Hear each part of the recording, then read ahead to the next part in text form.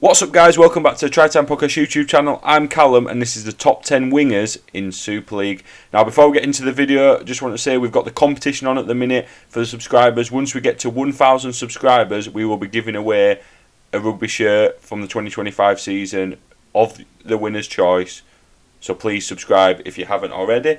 And yeah, let's get into the video. So you've seen us we've done the top 10 second rowers, we've done the top 10 loose forwards, we've done the top 10 props, the top 10 hookers, the top 10 fullbacks, and now, as you can see, it is the top 10 wingers. I'm sure you know how this works by now, so let's just get into it.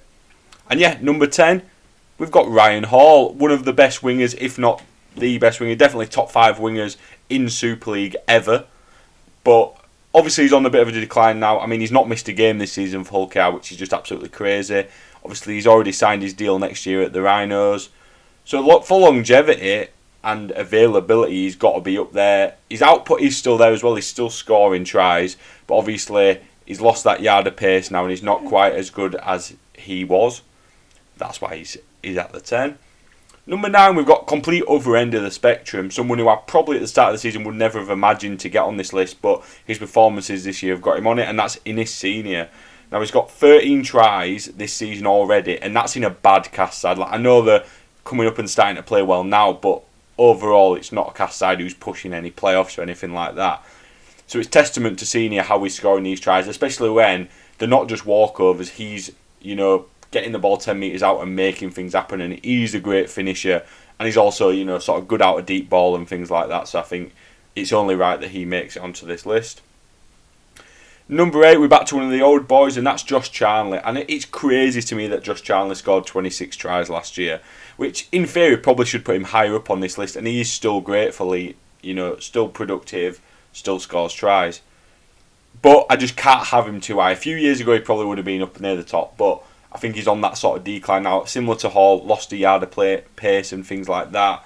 Still great, still got probably at least a year or two left in him in Super League, at least. But yeah, down at 8 for me. I think there's just so many younger, better wingers, really. But it is close. So number 7, we've got Matty Ashton. Now, it was difficult for me this because we weren't in. I like Ashton and Fulis. I like both. Didn't really think both of them could be on this list in a way. And I've gone with Ashton. Obviously, played really well for England at the back end of last year as well. Solid season for Warrington. Obviously, there's injury issues and things like that at Warrington, but overall, Warrington are playing, they're a good team, playing well, and Ashton obviously is a part of that. I think Matt put Ashton in the Ultimate Warrington team, in his team on the wing, which is crazy to say. I don't necessarily agree with that. Go watch that video that Matt did, sort of to give your opinion on that. But that sort of testament that he's in that conversation to how good Matty Ashton is. So that's why he's there. Now on to number 6. I've got one of my favourite wingers in the league, and that's Adam Swift. Now he's got 11 tries this year we've got to say it's been a fairly bad Huddersfield team. Now he started off the season on fire, and I said to Matt early doors he could be the top try scorer this year, especially if Hudds sort of can start picking up form, which they never really did, and the sort of tries dwindled away from Swift. But I think you could put Swift in any team in the league and he'd score tries. He's so good at running the ball in from deep. Defensively sound. He's an all-round good winger. Great finisher though. That's definitely his strongest suit. And yeah, he had to be on this list. Now into the top 5, and we've got the joint top try scorer from last year, and we've got Abbas Miski. Now it's funny with Miski because people probably make a case for him being number 1. I don't think he's quite there yet, but I mean he's great running with the ball, and he's obviously a great finisher. Hence all the tries last year in that Wigan team. Yeah, there's almost not much else to say on Miski. I just think he's great, and he kind of does still go under the radar. I know Matt's not the biggest fan of him, but he had to be this high on the list for me. He couldn't have been any lower than top 5. Now we're going to number 4, and this probably would be Matt's number 1 knowing him, and it's Ash Hanley. Now, I think Ash Hanley's absolutely great. I think he's one of Leeds' best players. Obviously, his a few injury stuff this year and things like that, but still scored 12 tries this year. Obviously, a lot of them are from deep and good tries that only him on that team could score. I think he's great. His all-round game's really good. it's going to be interesting come the end of the year what the wing situation for England is actually going to be. I know Matt wants Hanley in that conversation. It'll be interesting to see which way Wayne goes with it, really. Now we've got top three. I think the obvious three, in my opinion. At number 3, we've got the other joint top try scorer from last year, and that is Tom Johnston. Obviously, he's at Catalans at the minute. He's going to be at Wakey next year, so I'm really intrigued to see how he does back down at Wakey. But yeah, he's so good, isn't he, Tom Johnston? I mean, for his size and everything, he punches above his weight. Again, he was amazing for England last year. I really like him. I really do. I think he's probably the best finisher in the competition, realistically, and he's good at every other asset of the game as well.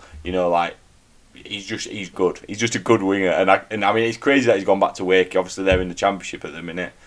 It is crazy. Now, top 2, and it's tricky, but number 2, we've gone for the current top try scorer in Super League, and that's Liam Marshall. He's got 19 tries so far this season, which is like way high. He's like 5 above Dufty, so he's way high on this. And it's not all about tries though. His all-round game is amazing, but his try-scoring prowess in this Wigan team, it is just amazing. Like this Wigan team, the best part about it, when people think, what's the best thing about this Wigan team? They've got an absolutely massive pack, which are amazing, with great depth, and obviously Field and French. And then even after that, they probably go on to Harry Smith. People do not, really, I think, appreciate Liam Marshall as a player.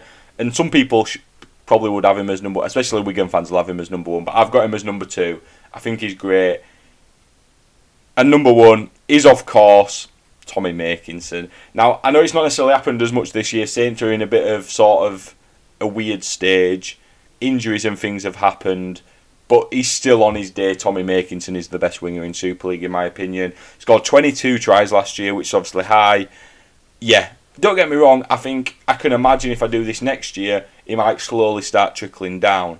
But I think right now, there's not, I've not seen enough to push him down just yet. I still think he's the best. And I still think everyone being fit, he should be on the wing for England with probably Dom Young on the other wing.